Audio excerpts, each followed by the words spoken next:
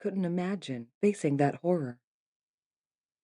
Jim asked, "Is it true, what Becca saw inside the house?" Damn gossip monger. "What did she tell you?" Cam asked evenly. "Becca said she saw them both. Dead." His wild eyes turned accusatory.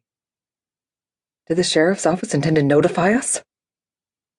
"Not until we'd dealt with some of the preliminary issues."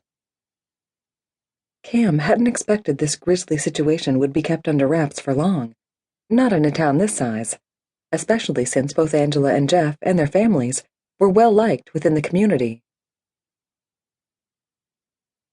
"Our Angela, she's really in there," Jim half-whispered. "Yes, sir. I'm sorry. She's dead." "Yes, sir, she is. I'm sorry. We need to see her." The image of her bullet-riddled body jumped into Cam's head, unbidden. "You can't. It's a crime scene." And no parent should ever witness such an atrocity done to their child. "Jeff killed her?" "It appears so." Jim's eyes hardened. "Did he attack her? Did she fight back?" "We're waiting for the DCI folks to arrive and help us sort out what happened." "How long before they get here?" "No idea. It's why we didn't contact anyone. So why don't you and Teresa head home, and we'll be in touch as soon as we know anything," Cam said gently. "There's nothing you can do here." Jim shook his head and made a break for it. Cam swore and started to give chase, but Teresa grabbed the back of his coat, holding him in place. Cam's prosthesis was dicey on an uneven crust of snow. One icy misstep and it could pop off completely. And at 6'5", he could do some damage to tiny Teresa if he tried to knock her down. Sheriff Shortbull had been watching the events unfold, and he'd intercepted Jim before the grief-stricken father ducked around the back of the house. But he hadn't kept Jim from seeing the bloody footprints in the snow that led from the back door to the detached garage and then back inside. Jim fell to his knees, releasing an agonized wail that ripped Cam's soul.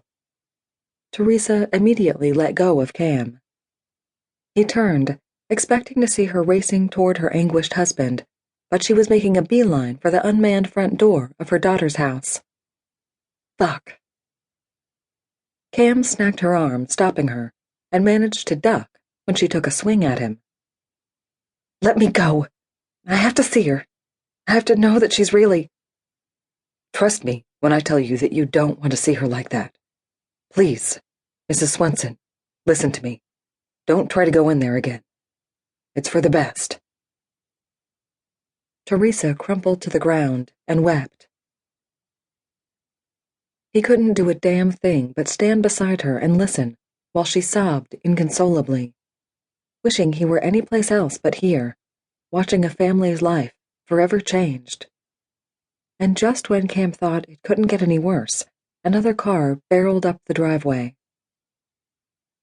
Both Jim and Teresa turned to look with hope on their faces, almost as if they expected this death thing had been a horrible mix-up, and Angela would be climbing out of the car.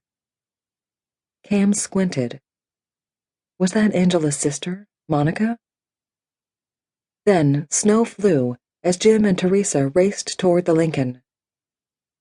When Sheriff Shortbull yelled, "McKay, call for backup. Now!" Cam realized the car contained Jeff's parents, Bob and Sharon Wingate. Jesus. Now they'd have to try to preserve the crime scene and prevent 4 grieving parents from ripping each other apart.